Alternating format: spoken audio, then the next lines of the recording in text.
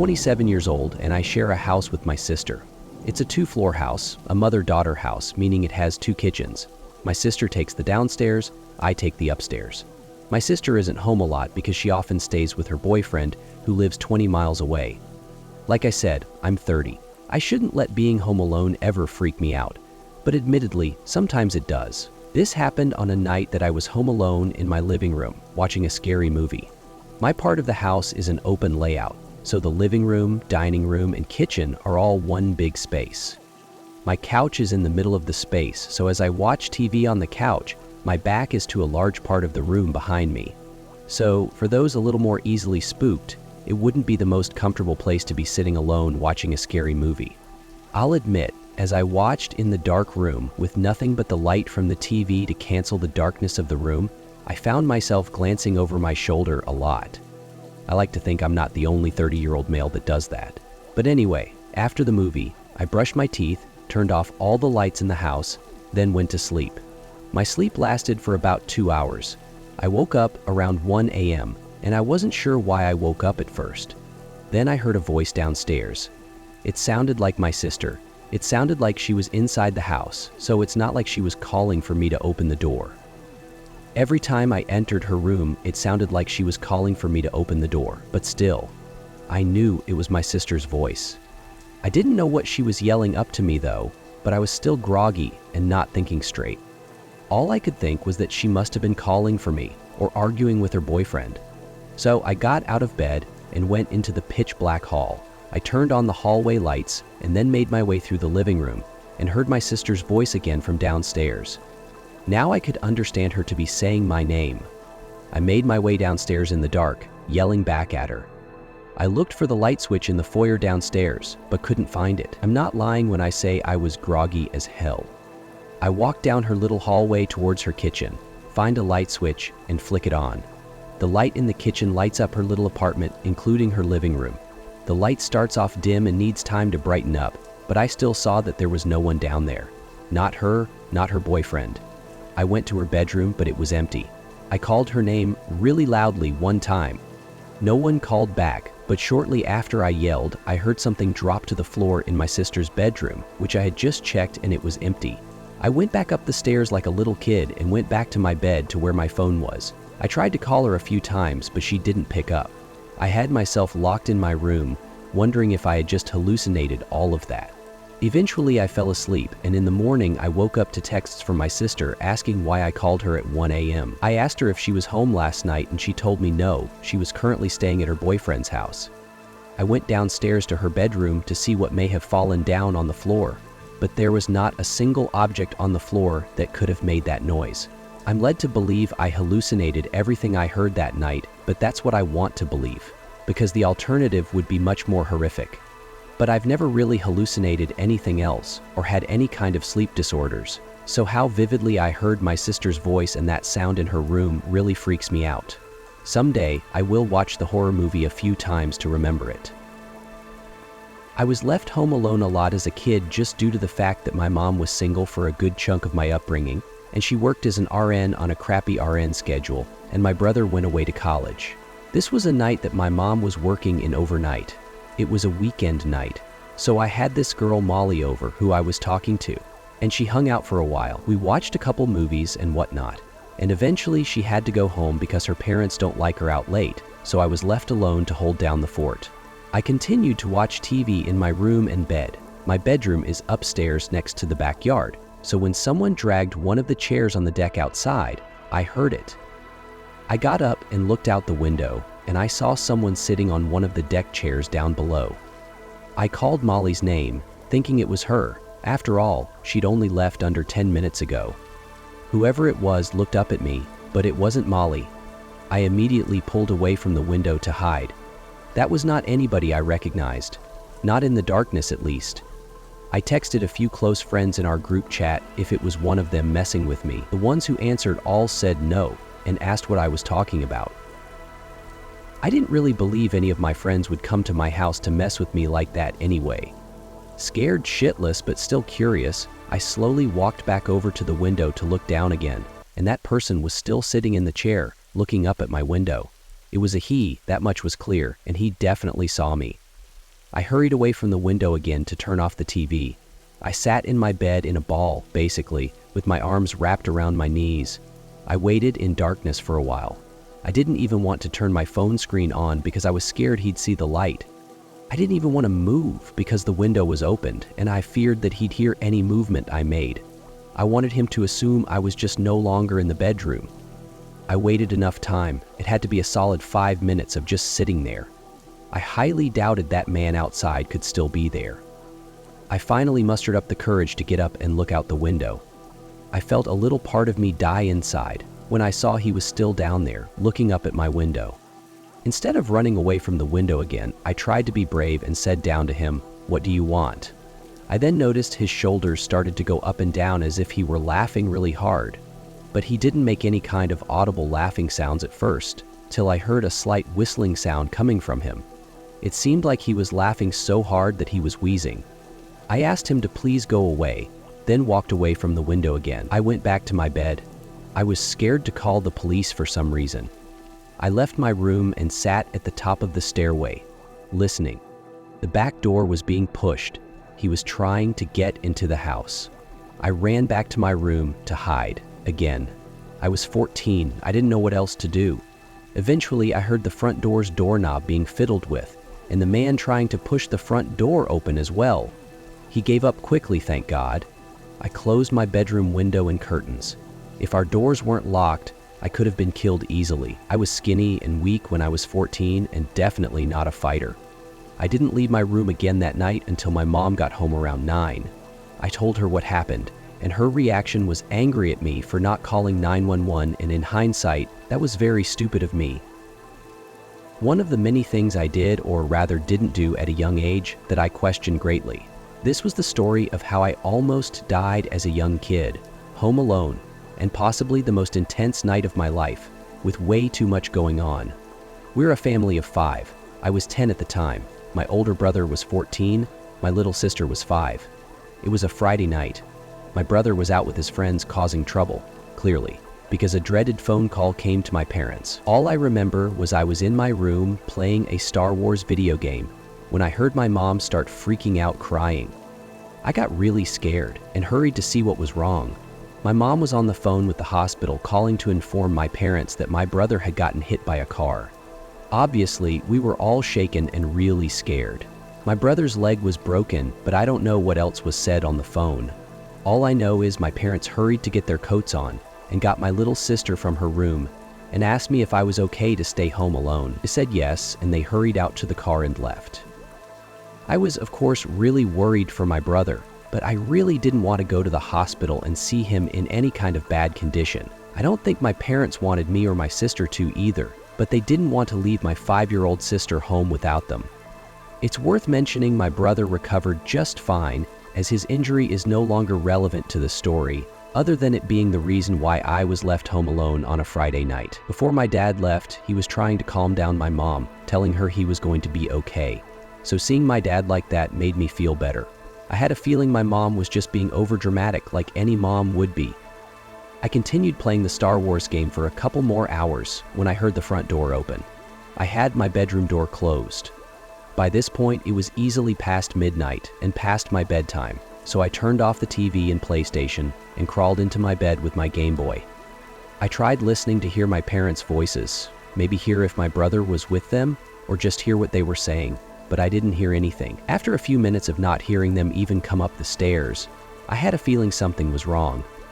I went to my door and quietly opened it, then walked over to the ledge and banister that overlooked the living room. The lights were off, but there were 3 tall people standing in my living room. They weren't my family. I was so petrified that I was frozen for a second before I could quietly walk back into my room and shut the door as quietly as I could in my trepidation. But it wasn't quiet enough, and I knew it. They had to have heard the door click shut, even if just slightly. I hurried to my closet door, opened it quietly, stepped inside, then shut the door. I had myself sitting behind a bunch of the boxes and bags of clothes that were stuffed in my closet. I was actually pretty covered from view. There was this short period that felt like forever that I was anticipating my bedroom door open, and it did. During this time, I did my best to explain to Moose why I did my best to Moose and why I left. and at that moment I knew I was going to die. I heard footsteps walk into the room. I couldn't tell how many people. It may have been one, it may have been two. I heard the footsteps move to my bed, then I heard my covers being played with. Then silence. Then more footsteps towards the closet door. Then silence for a few seconds, and then the closet door opened. My heart was in my throat by this point. All I did was sit quietly and hold my breath. The door was open for a really long time, but I didn't look up. I didn't move. It had to be a good 20 seconds of silence before the door closed again. Footsteps walked away from the door, then out of the room. I finally looked up and I just realized, from where I was crouched down behind the bags and boxes, I may have been visible to that person. It wasn't until probably an hour that I heard my parents return. I ran downstairs to them. The front door was left ajar by the people who broke in, and they had stolen a number of valuables from our house. It was a night that just went from bad to worse for our family. My parents were in such a rush when they left for the hospital that they apparently didn't even lock the door. I was lucky to have not been killed or kidnapped. I look back now and really wonder if the person who opened the closet and just stood there for 20 seconds saw me hiding in there. Maybe he was just a guy that came to rob a house, not to kidnap or hurt a child. Or maybe he just didn't see me and I just narrowly escaped death or injury. I was home alone for an entire week one time when I was still a teenager living with my parents, which was a rare occasion since my parents don't go out a lot. My mom's rich friend Patty invited my parents on a trip that she was paying for. I'm an only child, so I was left alone in the house. We lived in Newark, Ohio, which is in Licking County. Yes, our county was actually called Licking County. My parents' old house had woods in the backyard and was on some quiet road that only a few cars would pass per day usually. We had a huge deck in the backyard overlooking the woods and a decently large backyard.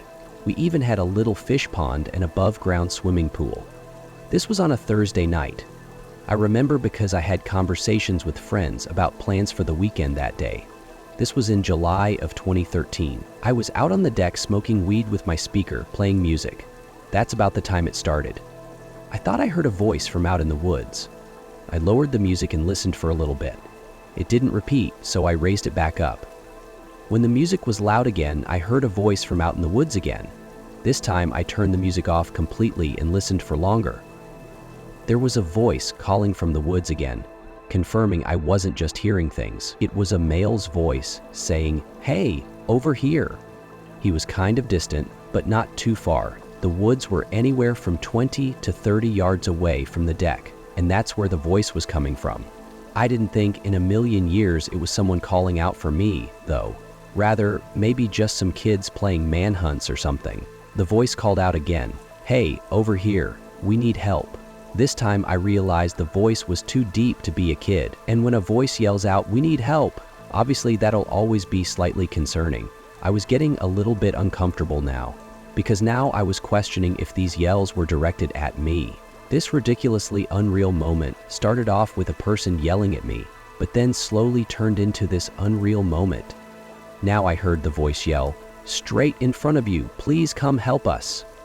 And the voice was coming from straight in front of me in the woods. Now I had a feeling this was directed at me. I reluctantly called back, "Who is that?" And they responded, "We just need help, we're stuck in the woods." I called back, "What does that mean?" Then the voice replied back, "Just please come help straight in front of you." I got out from my seat, walked down the steps of the deck onto the grass, and proceeded towards the woods. I called out, "I'm coming, where are you?" The voice replied instantly, "Right in front of you. I see you." I replied back, "Wait, are you alone or with someone?" There was no answer this time. I stopped in my tracks about halfway towards the woods. I had a bad feeling in my gut about this. I started walking backwards, back towards the house and the deck. I didn't even want to turn my back to the woods, because it took me that long to realize there was something very suspicious about this situation. I made it back to the deck, and the voice didn't say anything else. If they truly saw me and this was real, they would have said something, like, "Where are you going?" at the very least. They knew I was on to the situation. But who even knows how many people were in there? Could have been one, could have been three. All I know is getting stuck in the woods makes absolutely no sense, especially if he or they were able to literally see me. Like what? Did their shirt get caught on a branch? I went inside the house and locked all the doors just to be safe. I chilled in my living room for a bit, still high, and I think that's why I was more trusting at first, because of how high and relaxed I was. Then though, I heard the voice again from outside, closer now, definitely in the backyard and not the woods anymore. I heard splashing of water. It could have been the pool or the pond. I hurried to the window to see. I didn't see anyone at first, but then the voice called, "I see you!" with a laugh. I noticed him. It was one guy, at least one guy visible. He was hidden behind the pool on the other side, and I could only see his head. It was just too dark to make out anything besides his dark medium-length hair. I closed the blinds and tried to ignore it. Maybe he'd lose interest if he saw I wasn't entertaining him. He was probably a sick, deranged person who enjoyed messing with people, so I didn't want to give him what he wanted. Up next. But my breaking point was when there was a horrible, aggressive banging on the window where I had just closed the blinds, and on the other side, the guy was screaming, "Help." I screamed at the top of my lungs to "Fuck off, you freak, the police are coming." I screamed it over and over, trying to make myself sound crazier than him. I heard him start to laugh on the other side of the glass. His laughing started to fade away as I assumed he walked away. I sat back down on the couch, trembling, shaking, out of breath. I sat there for a while and it seemed like the guy had really given up. I still got a good night's sleep that night because weed helps me sleep. I wonder if I would have handled that situation any differently if I wasn't high though. And after the experience with Louis not lasting as long as it had planned, I think about this all the time. Is it possible that without that experience, I wouldn't have even seen that opportunity? The situation made me more paranoid about who I opened my door to. I'm 23 years old and I live at home with my parents still. One day, they were both not home and I was outside playing basketball in the front yard. At some point while I was playing, I looked up at one of our upstairs windows and saw a woman standing there. Not my mom, not my sister, it was a random woman. I guess when she saw me looking at her, she dipped away from the window. When I went inside and upstairs to check the lounge room, she wasn't anywhere. I checked every single room I could. Every bedroom, the bathroom, every closet. Then I checked the downstairs, which included the living room, kitchen, dining room, one bedroom, and more closets. Finally, I checked the basement, and I highly doubted she could be down there. It's a small basement with a couple couches, a bar, and 2 closets. There weren't many places for someone to hide. But when I opened the second closet door, I was incredibly scared, as I didn't know of any other places someone could be hiding in the house. This was the last unchecked spot that I could think of. I yanked the door open, as if I were ripping off a Band-Aid. And like I did with the closet before this one, I right away pushed myself into the closet, just in case that woman was in there and I'd have the jump on her. But all I pushed myself into was a bunch of coats and coat hangers. I was so confused. I wasn't going to question my sanity though. I definitely saw that woman and I knew it. It wasn't the kind of thing you would just so vividly imagine. I went back to the middle floor and screamed very loud that whoever was in the house needs to get the F out. I actually screamed so loud that our next door neighbor came over and asked if I was okay. I told him that I literally just saw a woman at our upstairs window watching me play basketball. He came in and helped me search again. When we couldn't find her, I was left to assume that she snuck out through the back door, which I did unlock after all, when I went to grab the basketball from the yard. So my neighbor left. I locked all the doors, called my parents and told them the crazy story, and they weren't too thrilled, but they asked me to make sure nothing was stolen. I did just that, and luckily it seemed anything that was worth something was still in place. So now, fast forward to that night. I went to sleep after checking the house one more time just for peace of mind. It was hard to fall asleep though. My mind was racing, for obvious reasons. Most people can't relate to seeing a stranger at their window inside of their house. But my restlessness helped me out in this situation, and here's why. I was finally starting to drift away slightly. Then I heard some noises from the other side of me. I had the fan on above me, so the room wasn't dead silent, and that's why I didn't immediately turn to my other side at the first sound I heard. But the sound started to sound human-like. I turned to my other side, and there she was, getting out from under my bed. She stood up tall above the bed, and I screamed so loud, louder than earlier before. I jumped out of my bed and tackled her to the floor and had my hand around her throat, asking her who she was. My doorbell rang. My neighbor again. I picked the tall, dirty-looking woman up off the floor and dragged her to the front door with me as she struggled and scratched at me. I still have 2 scars on my right arm from her claws. I opened my front door to my neighbor again, and he let himself in and helped me restrain the woman. This was when I called the police. The whole time we waited for the police, the woman was screaming and cursing at my neighbor and I, threatening us too. The best way to put it, she looked and acted like a meth head currently suffering from withdrawals. When the police arrived, one of the officers knew exactly who the woman was. They had dealt with her multiple times before. Her name was conveniently Karen. It was satisfying to watch her be brought into the back of the police car. I let my neighbor know how grateful I was for him coming so quickly to help, and that night, my mind continued to race. But instead of being completely freaked out, which I still was a little, I felt this overwhelming feeling of satisfaction, and I can't fully explain why. I was the only one home one Saturday night. I was sound asleep in my bed when I woke up and heard Siri on my phone talking. I turned it off, figuring it was just a glitch, and went back to sleep. An hour later, Siri woke me up again. I was a little freaked out now. Siri was responding to a strange sentence. What that bound for us? And Siri's response was, it was freaky as hell, but I still ended up dismissing it as a glitch. One more time, I woke up to Siri speaking. This time, the sentence that Siri was replying to was my full name, and her response was, "Here's the info for my name." At that point, I ran to my parents' room, locked the door, and slept in there. I still have doubts of whether it was really just a glitch. I was home alone, playing computer games at like 2 in the morning, when a knock came at my window. My head shot around to face the window, but there wasn't anyone there. It was winter, so I had my windows shut, and my room was on the first floor. I guess you can call me the unconfrontational gamer type, so all I did was just shut my blinds to let the pranksters know that I wasn't interested. Enough time passed where I was able to forget about the knocking and get back into my game, until another steady set of knocks came at the window. I was so uneasy now. Why were they doing this? Why couldn't they just leave me alone? But by the slim chance that they actually needed something, I lifted the blinds and pulled open my window just a crack. That was the biggest and most foolish mistake I'd ever made. 2 hands from the darkness outside grabbed the bottom of the window and pushed it all the way up. I started screaming, throwing non-stop punches at the hooded man dressed in all black trying to enter my room. I grabbed the lamp sitting on my desk and bashed him in the head with it. He fell back outside, giving me the chance to shut my window. I saw him run away off our property into the darkness. I have never had a more horrifying experience.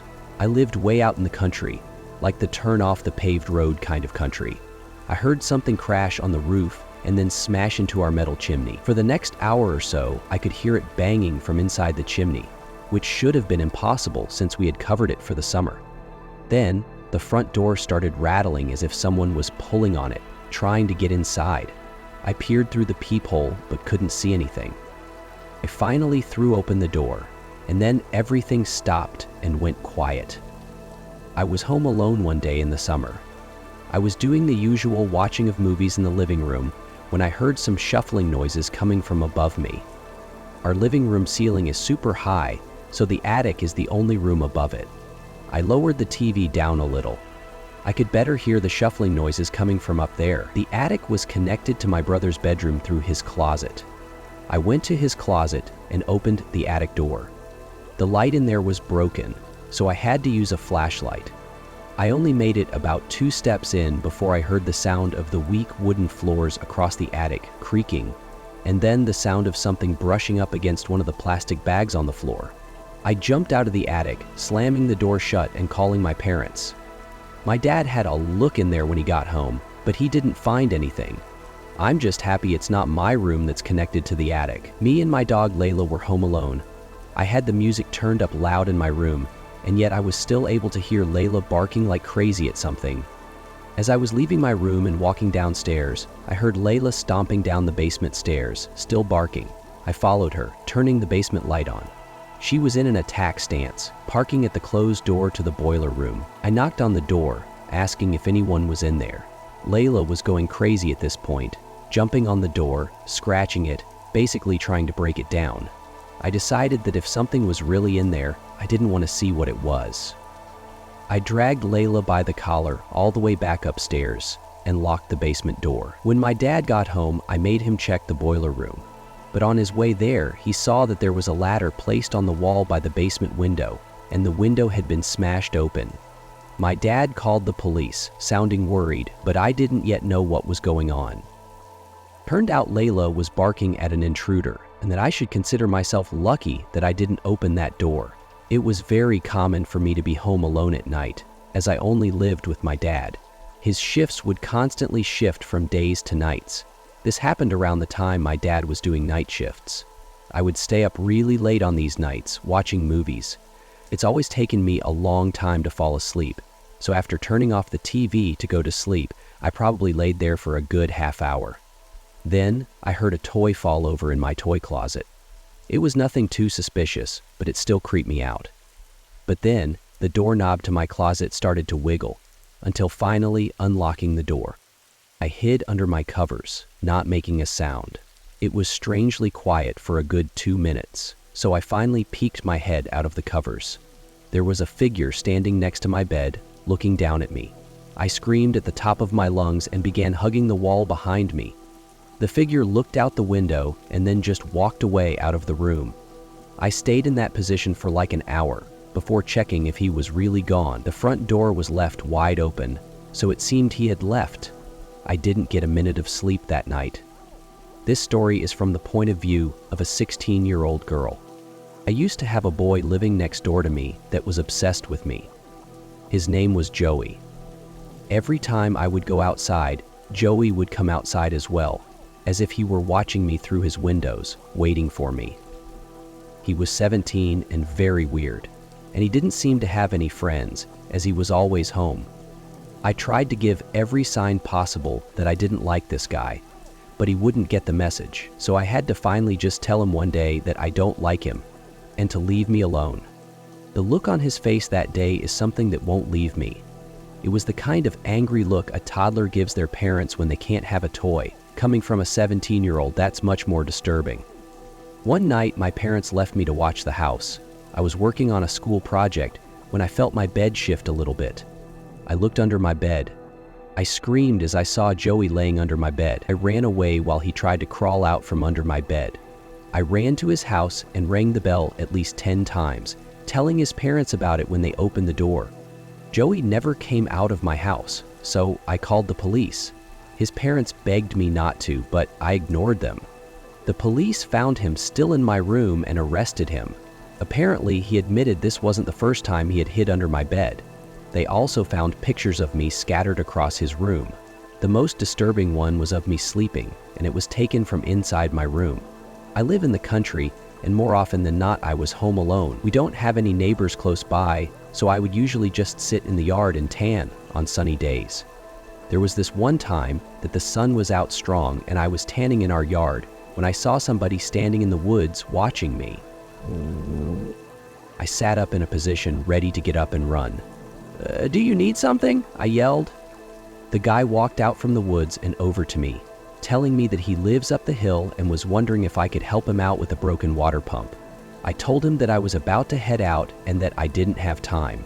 It was a lie, of course, but there was no way I was going with him. He walked off back into the woods until passing a boulder, and I couldn't see him anymore. I was more creeped out than I had ever been in my life.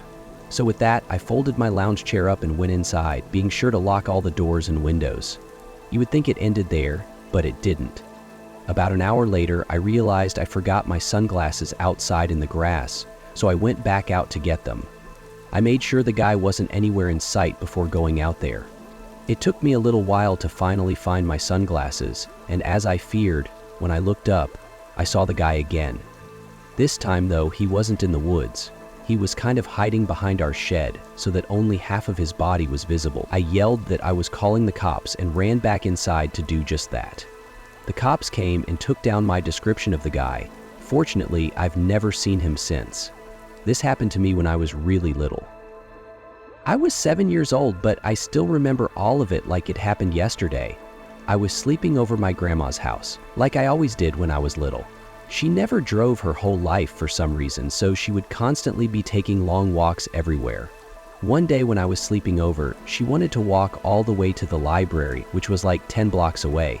I didn't want to take that walk, I was a lazy kid, so she went off and told me not to enter the door to anyone. My grandma was the kind of person that was strict, and she didn't baby people, so it wasn't unusual for her to leave me by myself at such a young age. Sometime while I was alone, the phone rang. I, being a dumb and curious little boy, answered it. It was a man on the other end. I remember he said, "Who is this?" I said, "Danny." "Are your parents home, Danny?" I said, "No." "So you're home alone right now, Danny?" I said, "Yes." "Where are you at right now, Danny? Do you know the address?" Somewhere in Queens," I told him. "All right, Danny, bye-bye now." He hung up. I don't even remember thinking twice about it, but the story didn't end there, unfortunately. I'd say almost an hour later, a knock came at the door. I remembered what my grandma said, so I remained on the couch. "I see you on the couch, Danny." My little heart sank. I noticed him through the window. He was on the porch staring at me. He was a very creepy-looking man, all gray, ugly, and a fat beer gut. I told him to go away. I got some candy in my truck. "Come on out, Danny." I ran to the guest bedroom that I slept in and locked the door. Moments later, I heard the back door being fiddled with, followed by banging and thumping as he tried to break down the door. By some miracle, I heard the loud voice of my grandmother as she yelled at him to get the hell out of the yard and that she's calling the cops. I watched through the window as the guy took off in his ratty pickup truck, as my grandma tried to get the plate number. Unfortunately, she didn't remember it, but she still reported him and his vehicle to the cops. My mom never trusted my grandma to watch me again after that, but I still know that if she had arrived even 10 minutes later, God only knows what would have happened to me. I recently moved out, and I already have a horror story to tell. The house I moved into isn't anything impressive. It's just a house that's appropriate for 1 or 2 people. But I'd say right away, I started hearing weird sounds coming from inside the walls. I first heard it in the kitchen and then in the bathroom. But on night 3, I started hearing it in my bedroom. I was sure there was some kind of animal living in my walls. I just had to figure out how to get rid of it. The next morning, I didn't even have enough milk to fill the bowl of cereal. I couldn't believe I hadn't realized I needed more milk. In fact, I seemed to be eating up all of my food pretty fast. I woke up in the middle of that night to the sound of breathing. Not my breathing. It sounded just like the breathing of a person. I flipped the lamp on and it stopped. I chalked it up as my mind playing tricks on me after waking up. The next day was really hot, so I turned on the AC for the first time. I checked every single vent, and some of them weren't blowing any air. One of them being the vent right next to my bed. I peered through the vent with a flashlight. It wasn't even a duct behind the vent. It was just the inside of the wall. It seemed that whatever air duct was in there had been removed. Unfortunately, I didn't look into the air conditioning system while buying the house, so I didn't know about this. That night, I had to sleep in the heat with no AC, so I was up pretty late, constantly rolling around and flipping the pillow over. Then I eventually started to hear the breathing again, but this time I was fully awake. I knew it was real this time. It was coming to my left. I looked to my left at the air vent. The sound was surely coming from in there. I grabbed the flashlight again and shined it in through the vent. I dropped it and screamed. There was someone's face peering through the cracks of the vents. The first thing I saw were their eyes, open wide and glowing. I screamed all the way down and out the house. I soon found out there was a crazy, dangerous homeless man living in my walls, and he had been eating my food ever since I moved in.